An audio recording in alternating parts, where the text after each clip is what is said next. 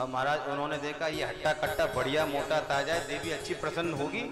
और महाराज भरत जी महाराज को ले गए और स्नान ध्यान करा के बढ़िया पकवान भोजन कराए। भरत जी महाराज तो बड़े प्रसन्न हो गए, वाह बड़ी सेवा कर रही है तो मेरी। अब भरत जी महाराज ये नहीं जानते कि ये तो डाकू हैं, ये मेरा वध करने के लिए ले जा रहे हैं, मेरी बलि के लिए मुझे लेके जा रहे हैं। भरत जी संत है ना। आज महाराज डाकुओं ने बढ़िया भोजन कराए भरत जी महाराज को। भरत जी महाराज ने तो कई महीनों से ढंग का भोजन ही नहीं किया था। बड़े पकवान खिलाए, बड़े महाराज माल पानी खिलाए, चकाचक बढ़िया बढ़िया वस्त्र पहनाए और तिलक करके और जैसे ही बलि के लिए लाए तो बोले तुम्हारी बलि देंगे। बोले बोले तुम्हें डर तो नहीं? बोले अब भरत जी तो कुछ बोले जब तो वो तो बोलने का उन्होंने संकल्प ले लिया कि मैं तो बोलूंगा ही नहीं। आओ बलि वो जैसे ही डाकू महाराज जड़ भरत जी को लेटाकर और तलवार लेकर जैसे ही उनकी गर्दन पर प्रहार करने लगे तो मां कात्यायनी दुर्गा देवी प्रकट हो गई। बोलो दुर्गा मैया की और देवी प्रकट हो गई। देवी ने सभी दैत्यों को डाकुओं को मार दिया और सबका मार के वध करके और देवी प्रसन्न होकर भरत जी को आशीर्वाद देकर और अंतर्ध्यान हो गई। बोलो दुर्गा मैया की जय। देवी ने देखा मेरे भक्त को मारने जा रहे हैं। अरे ठाकुर बड़ा कृपा है, बड़ी कृपा है ठाकुर की, बड़ा प्रतापी है ठाकुर। आज भरत जी के प्राणों की रक्षा करी माँ भवानी ने। अब महाराज वहां से भरत जी महाराज चल दिए। चलते हैं तो रास्ते पे जा रहे हैं तो क्या देखते हैं कि 4 कहार एक पालकी को लेकर आ रहे हैं और उसमें से एक कहार बीमार हो जाता है। तो वो कहते हैं महाराज एक कहार बीमार हो गया है तो 3 कार से हम 3 कहार के द्वारा पालकी उठाई नहीं जाएगी, क्योंकि उसके लिए तो 4 कहार चाहिए। तो उसमें जो राजा बैठे हैं वो क्या कहते हैं? बोले सुनो मैं चक्रवर्ती सम्राट हूँ, ये राज्य मेरा है, इसकी जितनी भी जनता है ये मेरी प्रजा है, चाहो जिसको पकड़ लो और एक कहार बना लो। आज रास्ते में उनको भरत जी महाराज दिख जाते हैं और भरत जी से कहते हैं अरे भाई सुनो जरा तुम हमारी सहायता करो, इस पालकी को पकड़ो और हमारी सहायता करो। भरत जी कहते हैं और महाराज लग जाते हैं कहार बन के। उनको कोई राग देश है ही नहीं, लेकिन साधु का एक भाव होता है कि साधु कभी किसी को कष्ट नहीं देता है। अब भरत जी महाराज चलते हैं तो क्या करते हैं भरत जी महाराज जब चलते हैं ना तो नीचे देखकर चलते हैं कि कहीं कोई चींटी चैंटा मर ना जाए।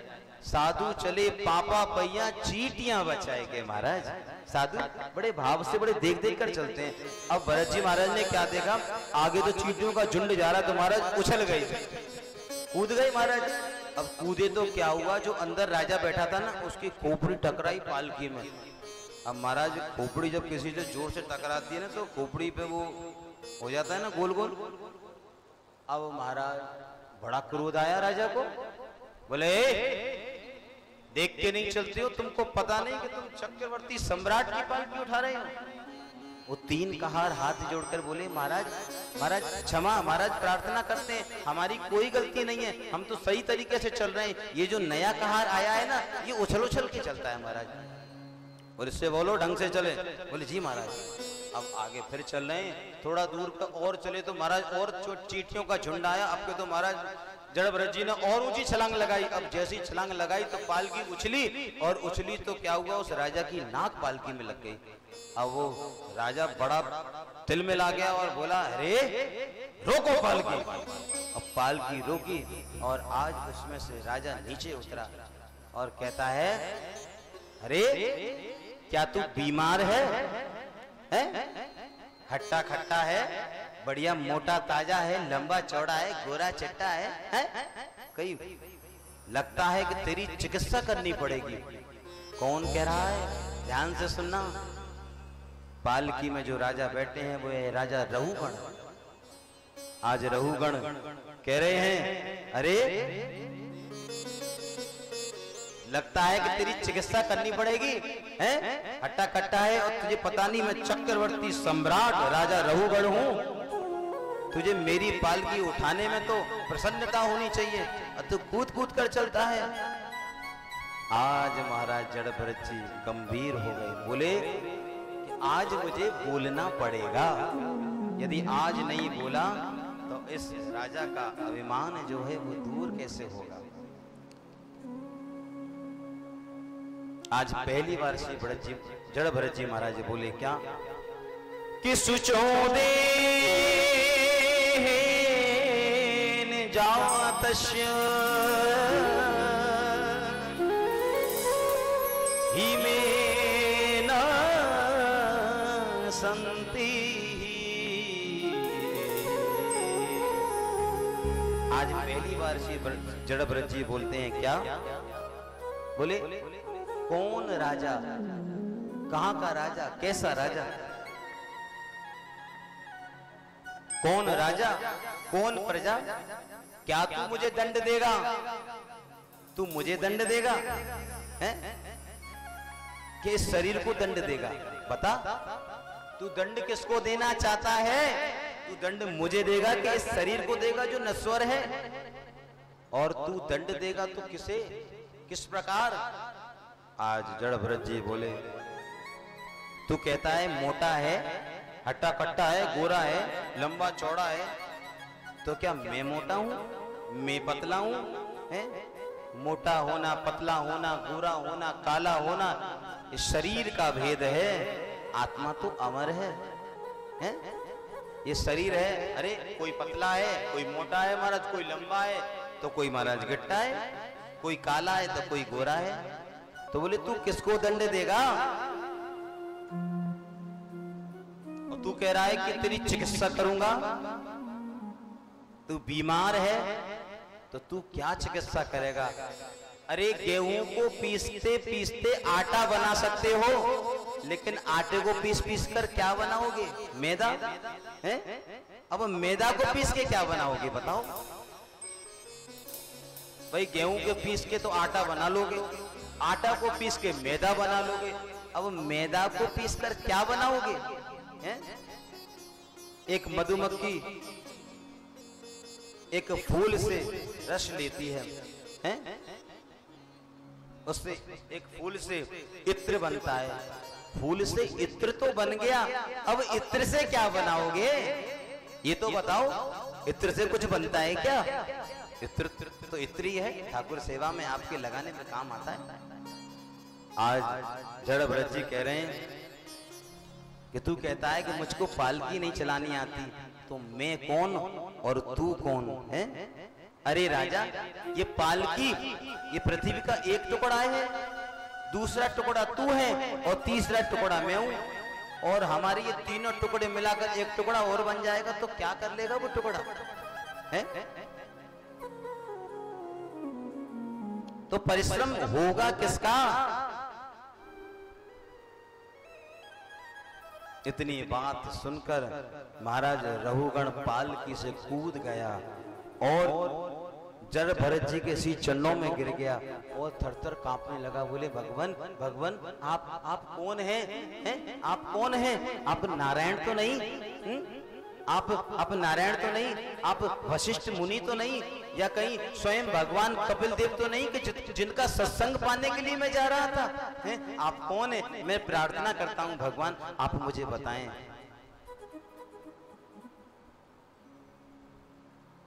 आज रघुगण जैसे प्रतापी राजा को आत्म उपदेश जड़ भरत जी करते हैं।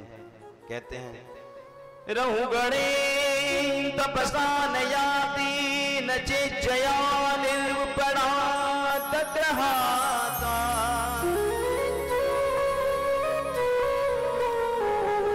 बोले भरत जी ने रघुगण को उपदेश दिया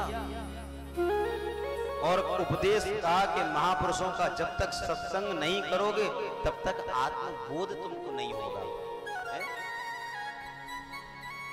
सत्संग करो, आत्मबोध होगा, आत्मज्ञान होगा, ठाकुर के चरणों में प्रीति होगी तुम्हारी। राजन ये देहा अभिमान को त्यागो कि ये मेरा है, ये तेरा है। ये न तेरा है और न मेरा है, ये शरीर तो नश्वर है। आज जड़ भरत जी ने अपने पुनर्जन्म की कथा सुनाई रघुगण को कि मैं ऋषभदेव जी का पुत्र था, है? उसके बाद मेरा मोह एक हिरण में लग गया, मैं अगला जन्म मेरा हिरण का बना, उसके बाद तीसरा जन्म मुझे भरत का मिला, तब मैं मौन हो गया। लेकिन आज तुम्हारी बातों को देखकर रघुगण मुझे बोलना पड़ा। आज उपदेश सुनकर रघुगण का पूर्ण अभिमान समाप्त हो गया और भगवान की भक्ति पथ पर चल दिया। महाराज बोलो जड़भरत जी महाराज की जय। अभी तो समय है, थोड़ी सी और कथा है, बड़े भाव से श्रवण करें। आज सुखदेव जी महाराज ने कहा राजा परीक्षित से कि परीक्षित,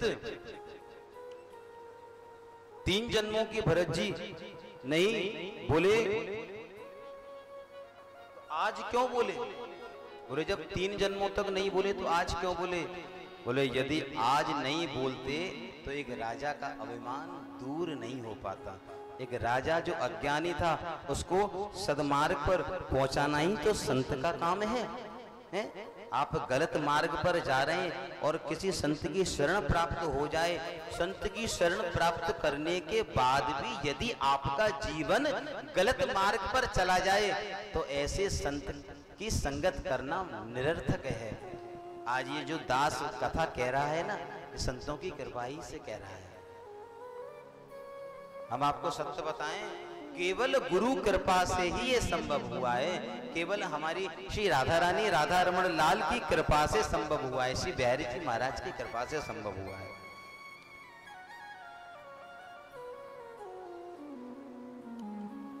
और भरत जी ने रघुगण को शिक्षा प्राप्त कराई कि संसार में रहें पर मोह किसी से ना करें, प्रेम करें, ममता ना करें, क्योंकि ममता तो फंसाती है। आसक्ति ना करें किसी में, क्योंकि आसक्ति आ तो सकती है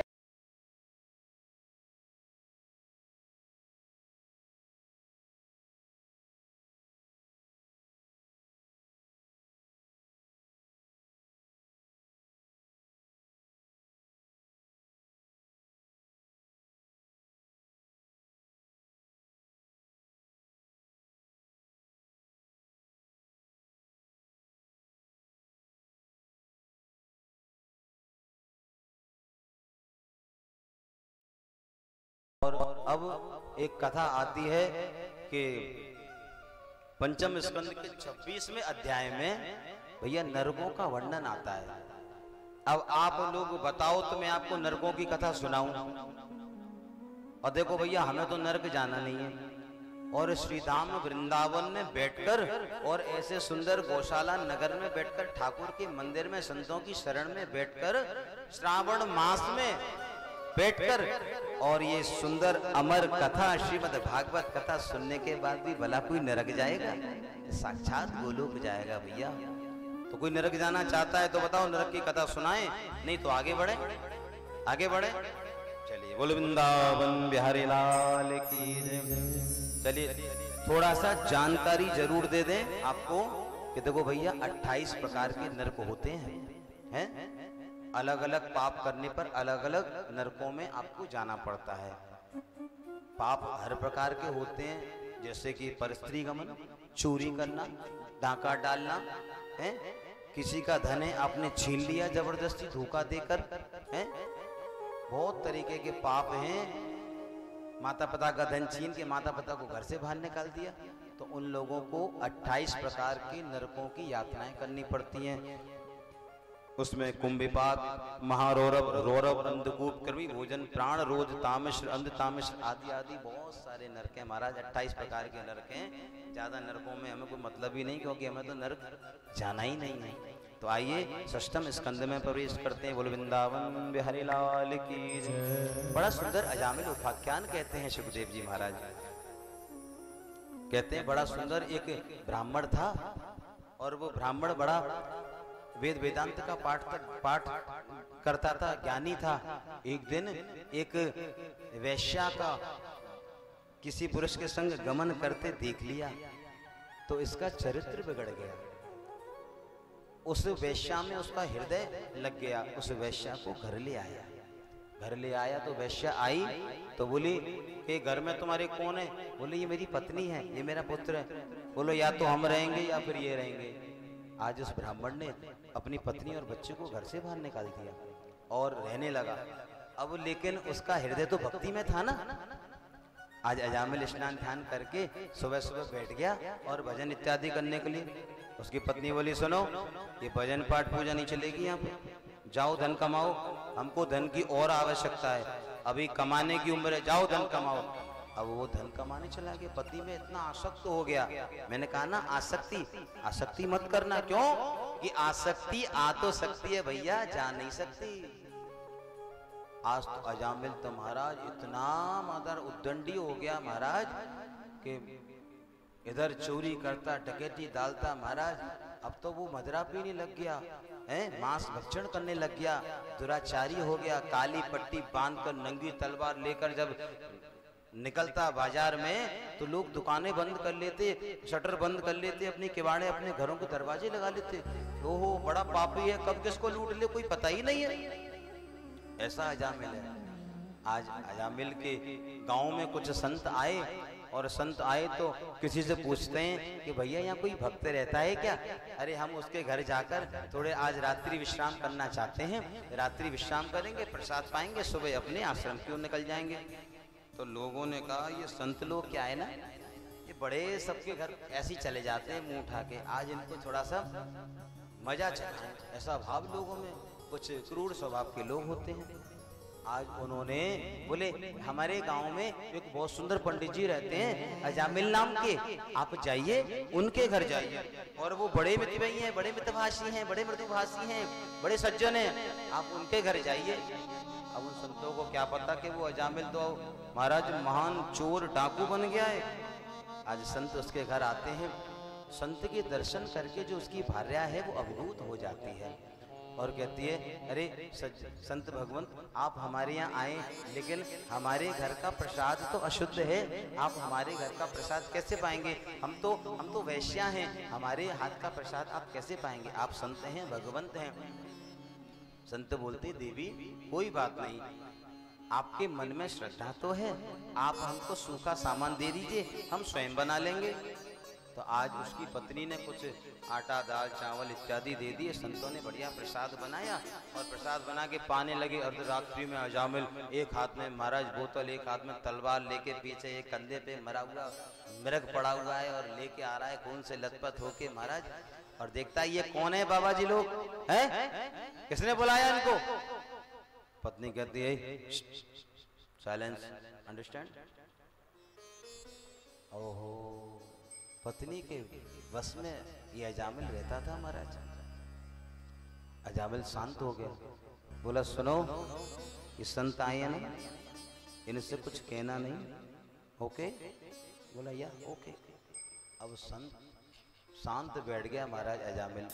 अब संत कहते हैं बोले अजामिल भक्त अजामिल देखो हम जा रहे हैं। अब ब्राह्मण लोग क्या है ना, भोजन करने के बाद वो जो भोजन करने में मेहनत लगती है ना, दांत घिसने पड़ते हैं, तो उसकी दांत घिसाई देनी पड़ती है ब्राह्मणों को, है ना भाई। किसी ब्राह्मण साधु संत आपके घर आए और भोजन करें तो ऐसे ही चले जाएंगे, उनको दक्षिणा दोगे कि नहीं दोगे?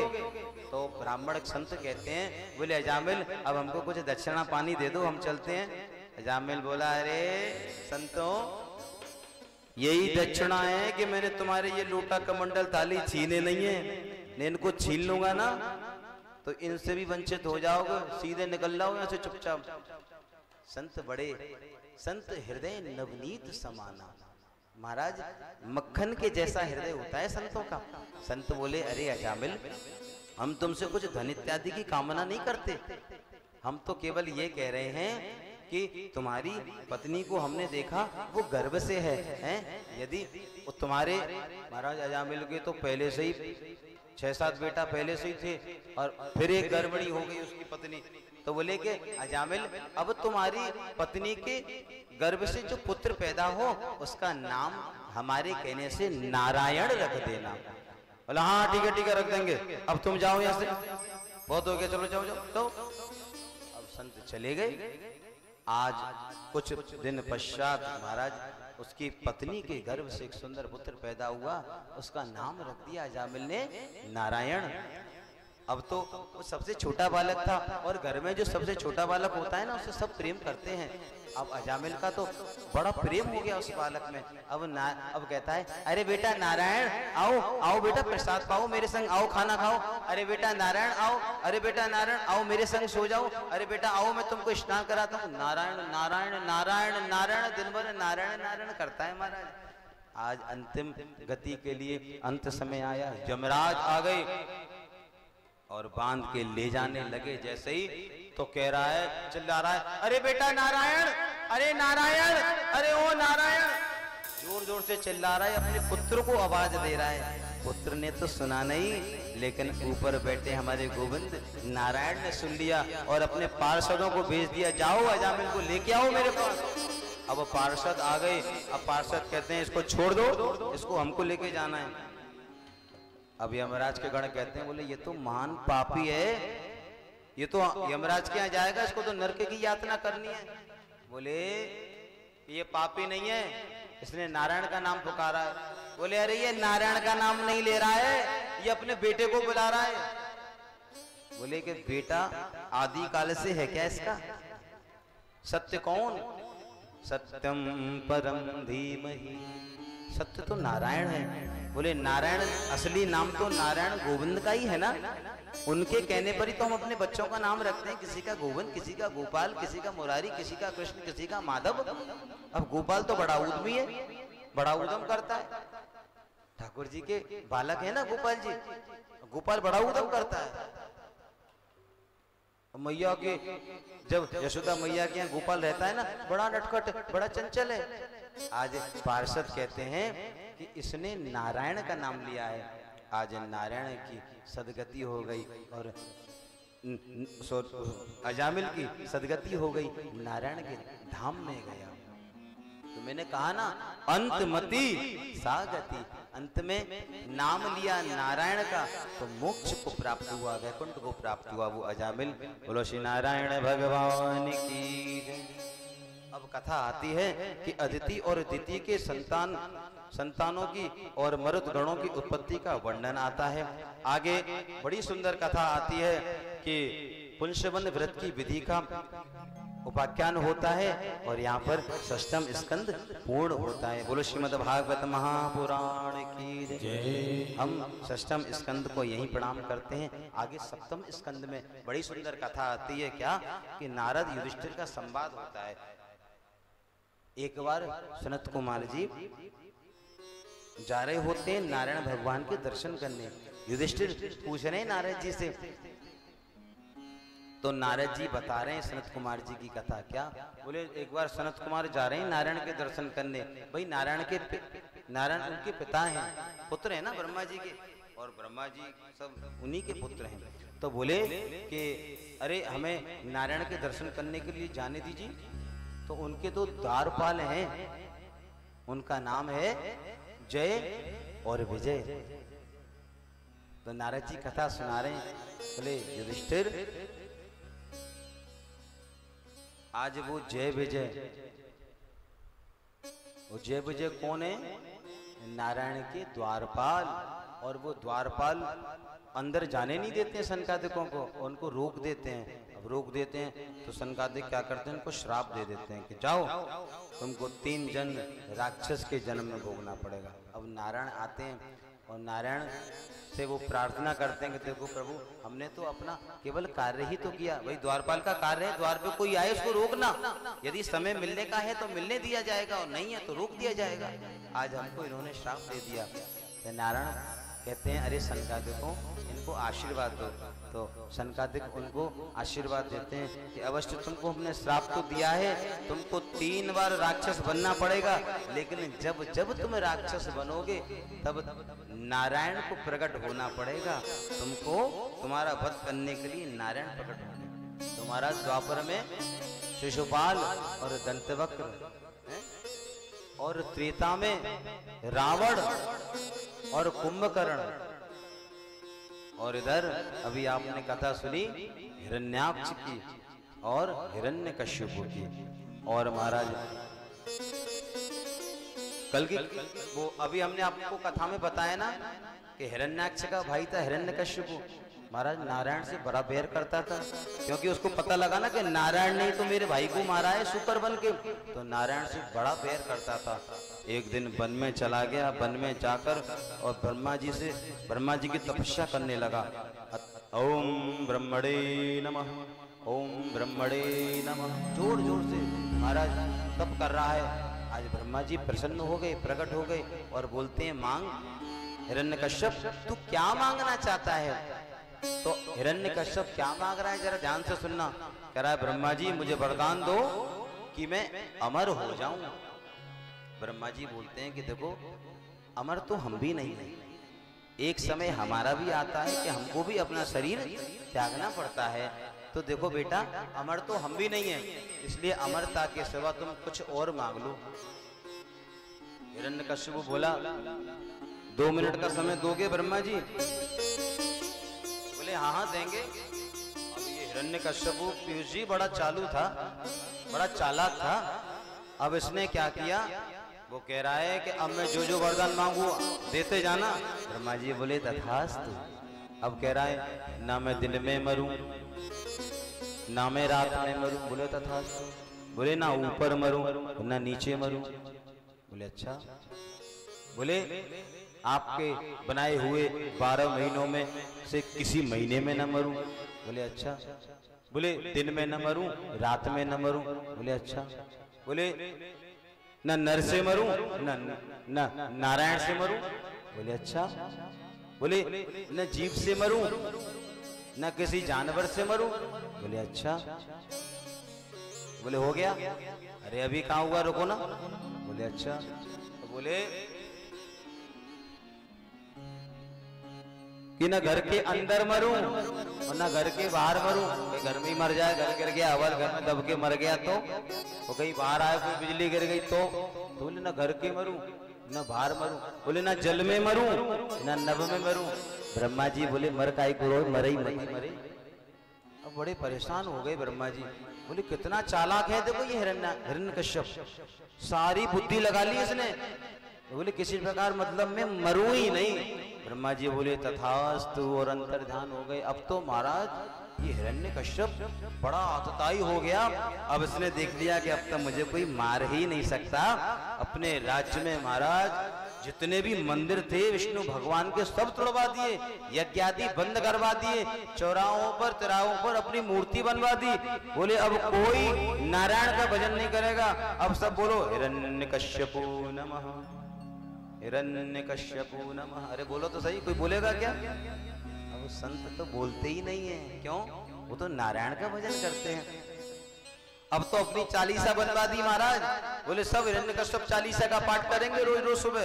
हाँ, और अपना मंदिर बना दिया, मूर्ति पधरवा दी और कह दिया रोज मंदिर दर्शन करने आना है हिरण्यकश्यप भगवान के।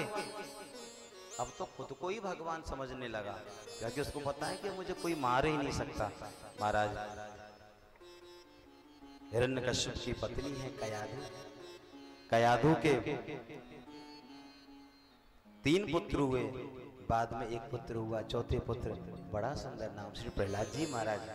आज प्रहलाद जी का प्रादुर्भाव होता है। बोले वक्त प्रहलाद की। और प्रहलाद जी महाराज कयाधु माता के गर्भ से आते हैं और गर्भ से आते हैं। उनका जीवन बड़ा भजनानंदी है महाराज, है बड़ा भजन करते हैं। आज हिरण्यकश्यप को पता लगा कि मेरे पुत्र हुआ है, बड़ा उसने आनंद से बधाई गायन करवाए, खूब पंडितों को बुलाए महाराज। अब आज प्रहलाद जी महाराज बड़े हो गए और विद्यालय जाते हैं पढ़ने के लिए। प्रहलाद जी के 2 गुरु हैं विद्यालय में, और विद्यालय का भी नाम है हिरण्यकश्यप महाविद्यालय। विद्यालय भी हिरण्यकश्यप का ही है महाराज। अब उनके प्रहलाद जी जो पुत्र हैं वो उसी विद्यालय में पढ़ते हैं। उसमें 2 गुरु हैं, उनके नाम है षंडा और मर्क। षंडा मर्क 2 गुरु हैं, वहां पे विद्या सिखाते। बोले क्या? बोले कि हिरण्यकश्यप भगवान हैं उन्हीं की हमें प्रार्थना करनी चाहिए, उन्हीं को दंडवत प्रणाम करनी चाहिए, उन्हीं की आरती पूजा वंदन भोग अर्चन नमस्कार करना चाहिए। लेकिन प्रहलाद जी महाराज ये सब नहीं सीखते विद्यालय में रहकर। आज विद्यालय से पढ़ के कुछ दिन बाद प्रहलाद जी महाराज घर पर आ रहे हैं और क्या कह रहे हैं, हिरण्यकश्यप पूछता है, अरे बेटा प्रहलाद, अरे वाह, आओ बेटा, आओ मेरी गोदी में बैठो, आओ आओ मेरे पुत्र, वाह तुम तो बड़े सुंदर विद्या अध्ययन करके आयो, आयो मेरे गोदी में बैठो। और आज प्रहलाद जी महाराज को हिरण्यकश्यप ने गोदी में बैठाया और उससे पूछा कि बेटा विद्यालय में क्या सीख कर आए। तो बोले पिताजी मैं आपको सुनाऊं। बोले हाँ बेटा। आज प्रहलाद जी सुना रहे हैं। बोले क्या? श्रवणं कीर्तनं विष्णु स्मरणं पाद सेवनम्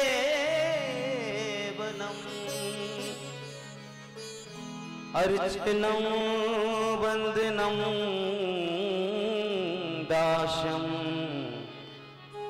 सत्य आत्मनिवेदन।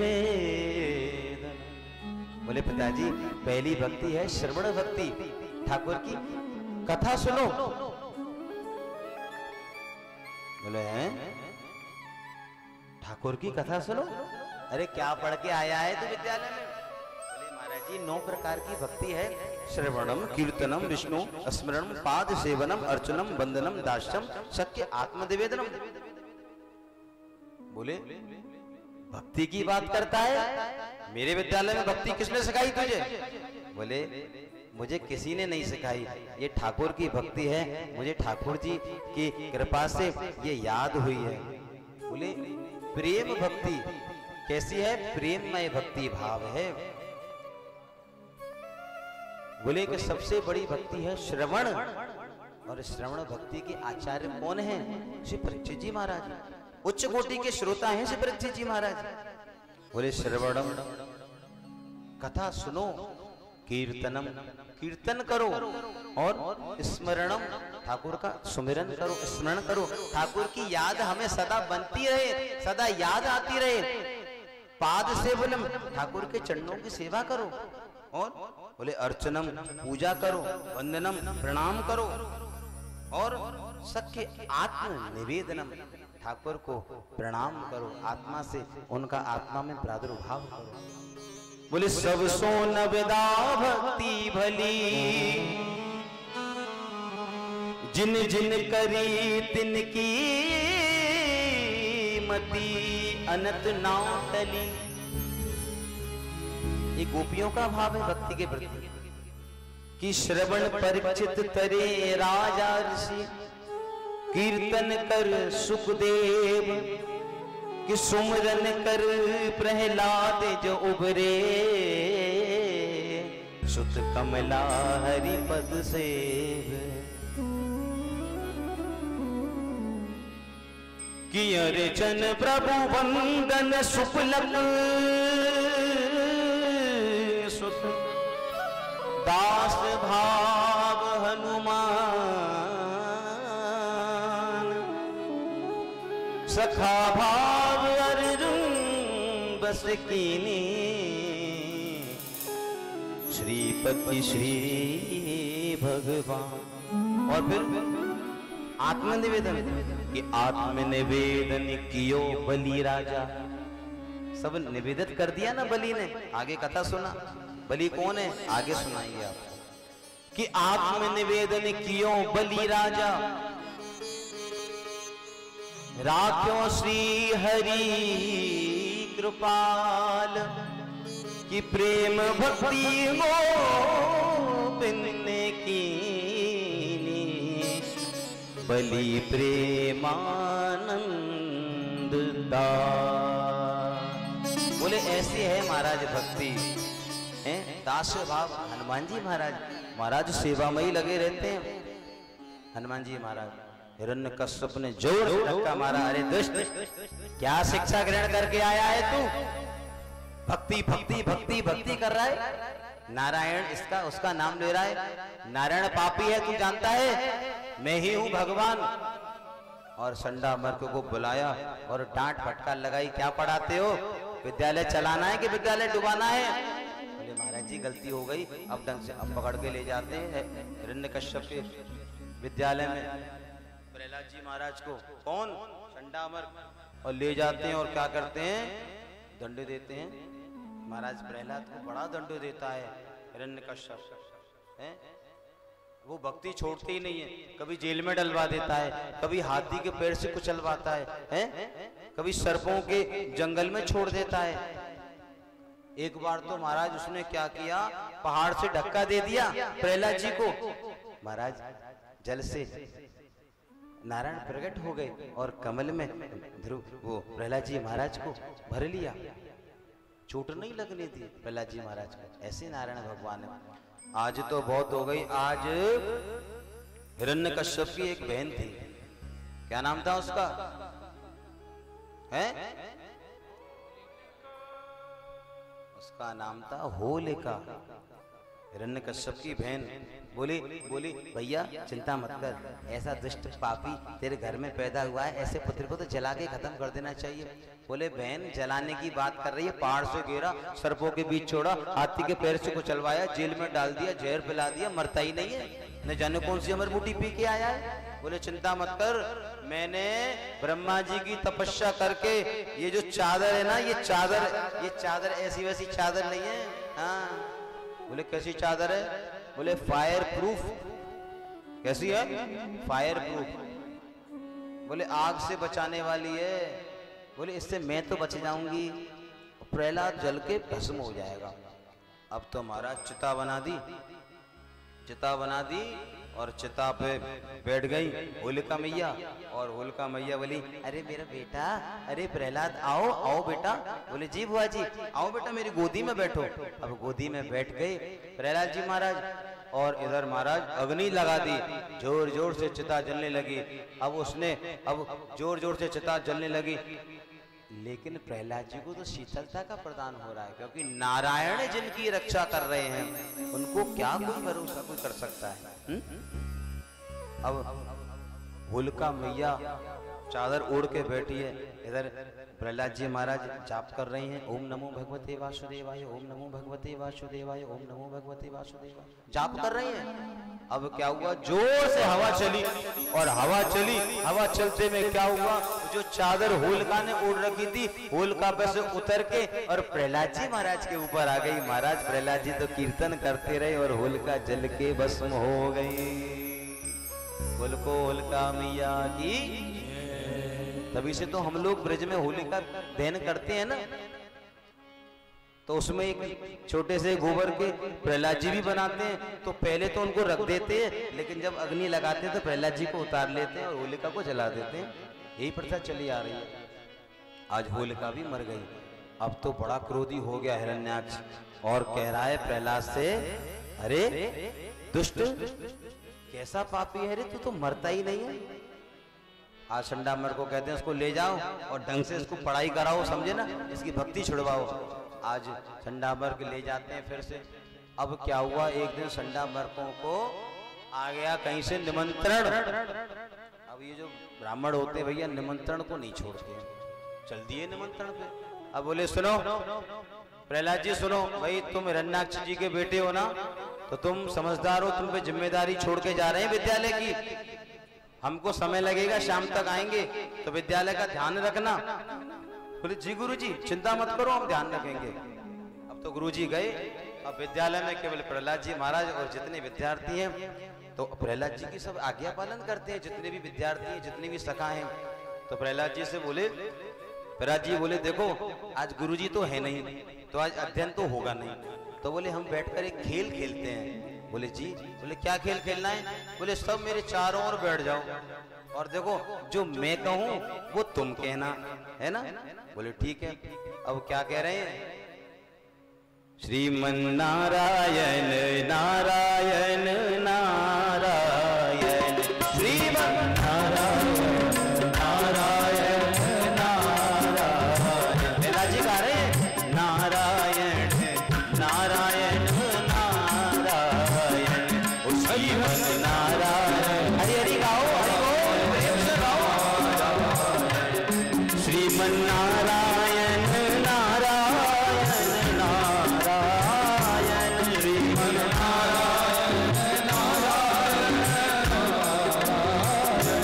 भजमन नारायण नारायण नारायण भजमन नारायण नारायण नारायण। अब जोर जोर से कीर्तन चल रहा है, प्रहलाद जी गा रहे हैं, सब गा रहे हैं श्रीमन नारायण नारायण, जोर जोर से गा रहे हैं। इतने में क्या होता है, संडामर्ग आ जाते हैं और जैसे प्रहलाद जी को पकड़ के कहते हैं ए बंद हो जा। अब प्रहलाद जी तो बंद नहीं होते, संडामर्ग चालू हो जाते हैं। क्या श्रीमन नारायण नारायण नारायण ओ नारायण, प्रेम से ताली बजाने गाओ हरि नारायण नारायण नारायण हरि नारायण नारायण। अब हिरण्यकश्यप के राज्य महल में आवाज आ रही है, देखो कहीं से कीर्तन हो रहा है, अपने सैनिक भेज देता है। अब कुछ सैनिक आते हैं तो सैनिक देखते हैं विद्यालय में तो कीर्तन चल रहा है, तो सैनिक प्रहलाद जी को पकड़ते हैं और कहते हैं अरे बंद करो बंद करो। अब प्रहलाद जी तो बंद नहीं होते, वो जितने सैनिक आते हैं वो और चालू हो जाते हैं श्रीमन नारायण नारायण नारायण श्रीमन नारायण नारायण नारायण ओम बद्री नारायण नारायण नारायण ओम बद्री नारायण नारायण नारायण ओम राम नारायण नारायण नारायण ओम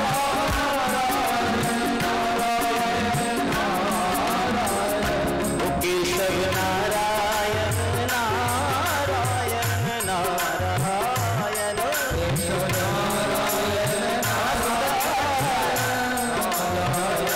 अब तो हिरण्यकश्यप देखता है संडामर को आए, सैनिक भेजे, कीर्तन बंद नहीं होता, अब खुद ही आ जाता है और प्रहलाद को जैसे ही विद्यालय में आता है सब जोर जोर से कीर्तन कर रहे हैं श्रीमन नारायण नारायण नारायण श्रीमन नारायण नारायण नारायण ओ बद्री नारायण नारायण नारायण बद्री नारायण नारायण।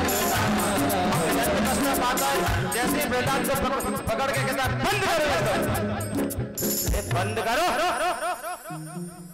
कैसे लोगों तुम बंद नहीं करते, तुरंत बंद हो गई महाराज। अब परीक्षित जी पूछते हैं, बोले संडामर्क आए तो महाराज बंद तो नहीं हुए, चालू हो गए। उसके बाद सैनिक आए, बंद नहीं हुए, चालू हो गए। लेकिन जब हिरण्यकश्यप आया तो वो बंद हो गया, वो चालू क्यों नहीं हुआ? बोले सीधा सा अर्थ है महाराज, एक बल्ब होता है ना, उसके अंदर एक तार रहता है ना सिल्वर का। अब जिस बल्ब का तार ही टूट गया हो तो वो बल्ब प्रकाश देगा क्या? इसी प्रकार वो हिरण्यकश्यप है, उसका अंदर का फ्यूज उड़ा हुआ है, उसके हृदय में तो ठाकुर है ही नहीं।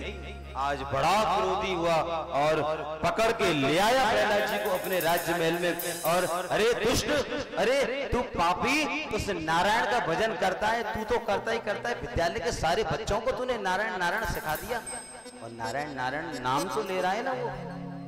तो आज कहता है बता कहां है तेरा नारायण है? नारायण नारायण करता है, कहां है तेरा नारायण, बता मुझे।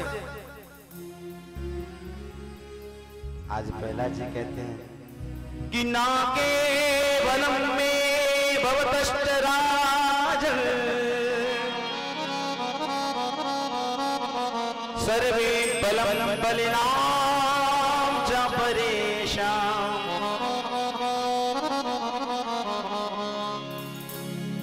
धरे वरे मी स्थिर जंगमाये ब्रह्मादयो येन वशम प्रणीता।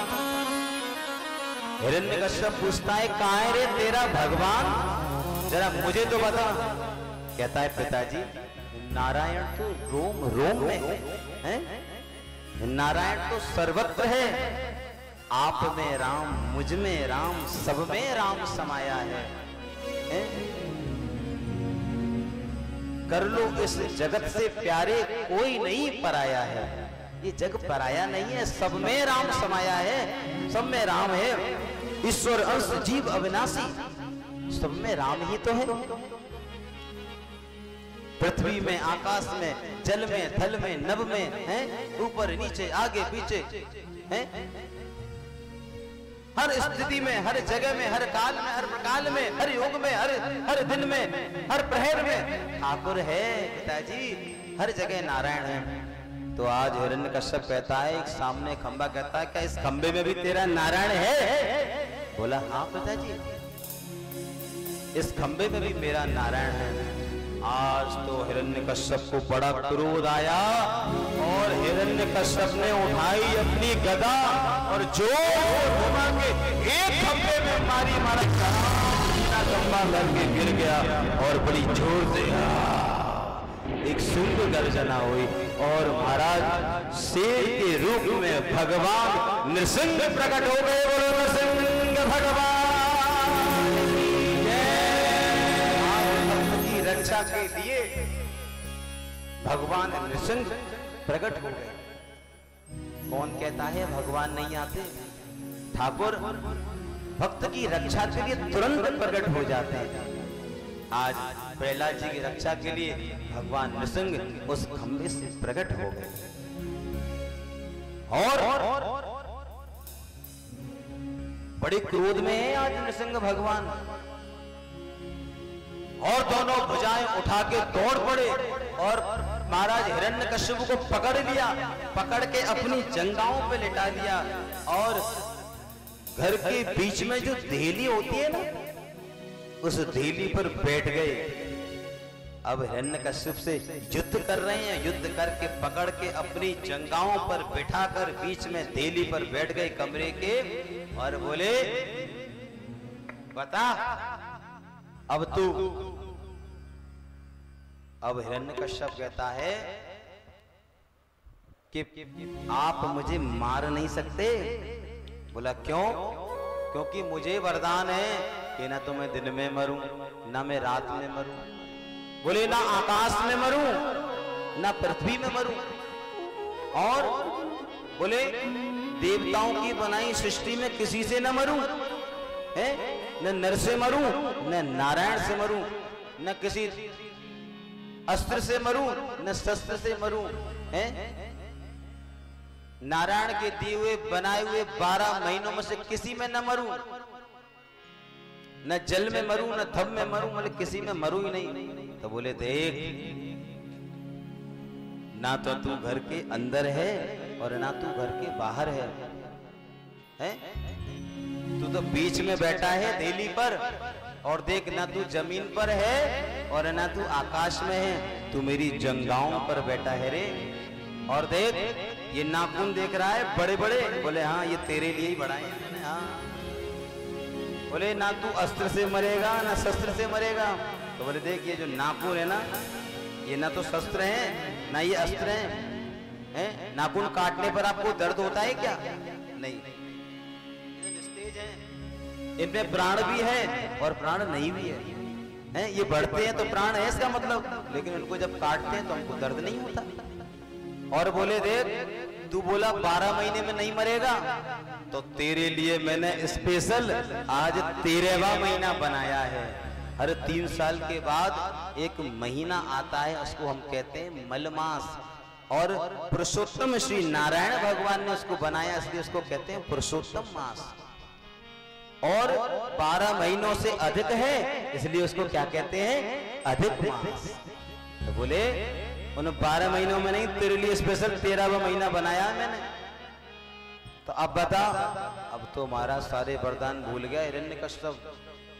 बोले तू आकाश में नहीं है, पृथ्वी में नहीं है, शस्त्र से नहीं मर रहा है, अस्त्र से नहीं मर रहा है, दिन में नहीं मर रहा है, रात में नहीं मर रहा है, किसी देवता से नहीं मर रहा है, किसी जानवर से नहीं मर रहा है। देख मैं ना जानवर हूं, ना मैं नर हूं, ना मैं नारायण हूं, मैं तो नर और सिंह दोनों हूं रे। और तू बोला कि ब्रह्मा की बनाई हुई सृष्टि में से किसी से न मरूं, तो तुम ब्रह्मा को तो खुद मैंने बनाया है रे। ब्रह्मा मुझको क्या बनाएगा? हैं? ब्रह्मा को तो मैंने बनाया है। तो आज अपने वरदान याद कर ले कि कल को कहीं तू ब्रह्मा को झूठा बना दे। बोला अब तो मुझे कुछ याद नहीं आ रहा है।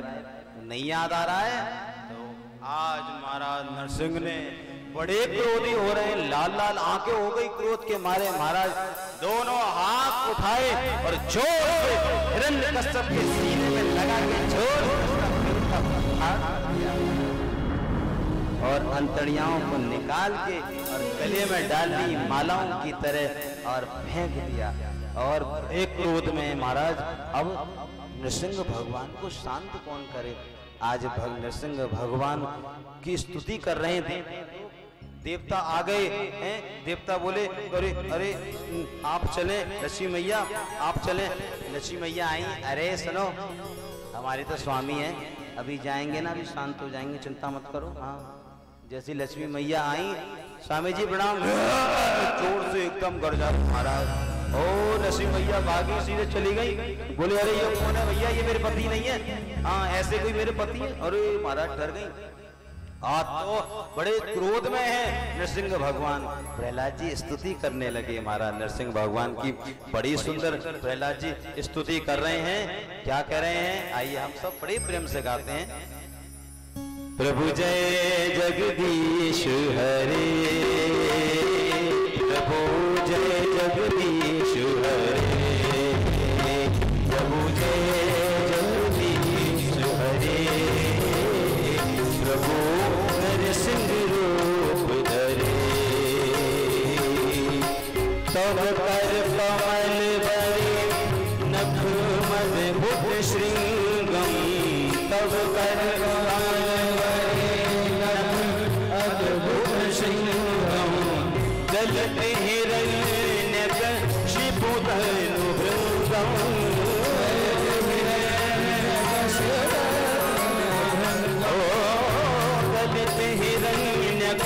शिवो धनु भृंगम,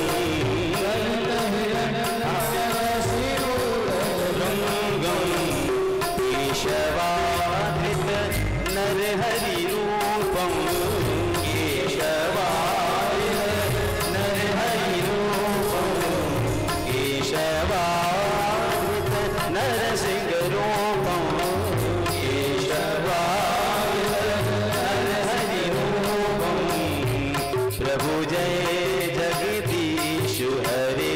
गाइए सभी प्रेम से। प्रभु नरहरि रूप धरे, केशवा माधवा हे देवा मधुसूदना। गाइए प्रेम से। केशवा माधवा हे देवा, हे देवा मधुसूदना, हे देवा मधुसूदना, हे देवा मधुसूदना, हे देवा मधुसूदना, केशवा माधवा हे देवा मधुसूदना, केशवा माधवा हे देवा मधुसूदना। बोलो नरसिंह भगवान की जय। यही आज देवताओं ने स्तुति करी, प्रहलाद ने स्तुति करी। भक्त प्रहलाद को भगवान नरसिंह ने गोदी में उठाकर अपने जंघा पर बिठाया और महाराज चाट रहे हैं, बड़े प्रेम से स्नेह कर रहे हैं। भाई सिंह का रूप लेकर आए ना, नरसिंह बन गए भगवान नारायण और जीभ से चाट रहे हैं, प्रेम कर रहे हैं। आज भक्त प्रहलाद बड़े प्रसन्न हैं, कह रहे हैं नरसिंह भगवान, अरे भक्त तुझे बड़ा कष्ट हुआ रे, है? मैंने आने में देरी कर दी, लेकिन तू चिंता मत कर, अब तुझे कोई कष्ट नहीं। अब भक्त प्रहलाद की रक्षा नरसिंह भगवान ने करी। अब आगे भक्त प्रहलाद जी के जीवन में और भी कुछ कथाएं हैं, उनकी कथाओं को अब हम कल की कथा में सुनेंगे। कल बड़ी सुंदर कथा सुनेंगे गजेंद्र मोक्ष की। और देखो भैया ध्यान से सुन लो, कल ये जो साड़ी वाड़ी पहन के आ रहे हो ना, ये सब पहन के मत आना। क्यों? कल पता है क्या है? अरे कल हमारे लाला का भी अवतार होगा, जिस प्रकार आज नृसिंह अवतार हुआ है, वारा अवतार हुआ, उसी प्रकार कल कृष्णा अवतार, कल रामा अवतार, कल राम जी आएंगे, कल कृष्ण जी आएंगे, कल बड़ा सुंदर नंदोत्सव होगा। तो जितने भी माता बहनें पुरुष इत्यादि है ना, सब कल मंगल वस्त्र पहन के आना, पीले गुलाबी हैं, ये कोई काले काले अरे ये सब पहन के मत आना, हाँ बढ़िया मंगल वस्त्र पहन के आना, क्योंकि कल हमारे ठाकुर का जन्मोत्सव है, नंदोत्सव है। तो कल की कथा का हम कल आनंद लेंगे। आज की कथा यही विश्राम। बोल वृंदावन बिहारी लाल की जय। आइए आरती करते हैं, सभी देव खड़े हो जाएं, सभी लोग बड़े भाव से श्रीमद् भागवत के महापुराण की आरती का गायन करें। प्रेम से बोल वृंदावन बिहारी लाल की जय।